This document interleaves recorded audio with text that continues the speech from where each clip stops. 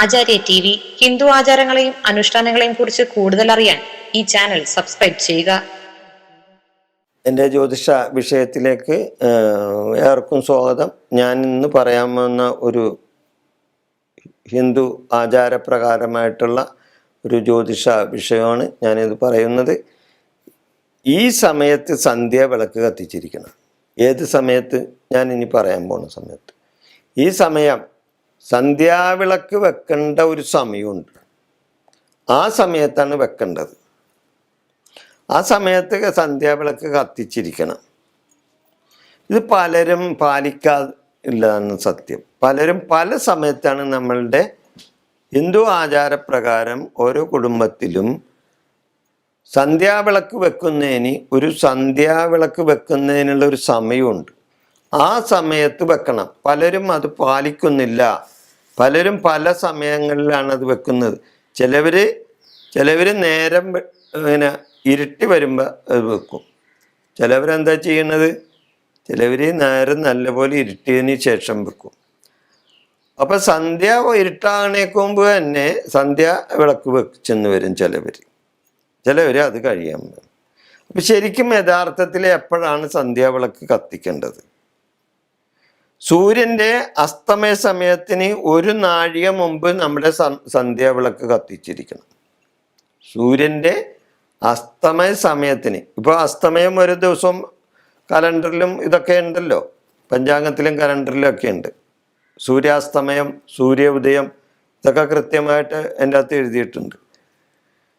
അപ്പം സൂര്യൻ്റെ അസ്തമയ സമയത്തിന് ഒരു നാഴിക മുമ്പ് കത്തിക്കണം.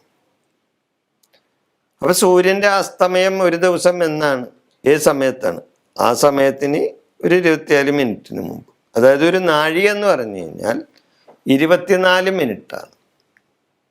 അസ്തമയത്തിന് ഒരു നാഴിക മുമ്പ് കത്തിക്കാൻ പറഞ്ഞപ്പോൾ ഒരു നാഴിക എന്ന് പറഞ്ഞാൽ 24 മിനിറ്റാണ്. അപ്പം സൂര്യാസ്തമയത്തിൻ്റെ 24 മിനിറ്റിന് മുമ്പ് ഈ സന്ധ്യാവിളക്ക് കത്തിച്ചിരിക്കണം. അസ്തമയ സൂര്യൻ്റെ സന്ധ്യാകിരണങ്ങൾ നമ്മളുടെ സന്ധ്യാവിളക്കിൻ്റെ പ്രകാശത്തിൽ തട്ടണം.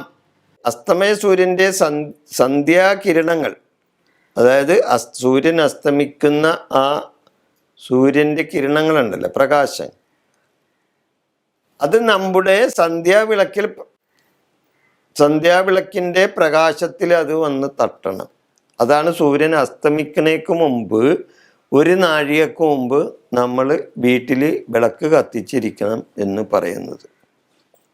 ചിലർ നേരം ഇരുട്ടിയാലേ കത്തിക്കൂ.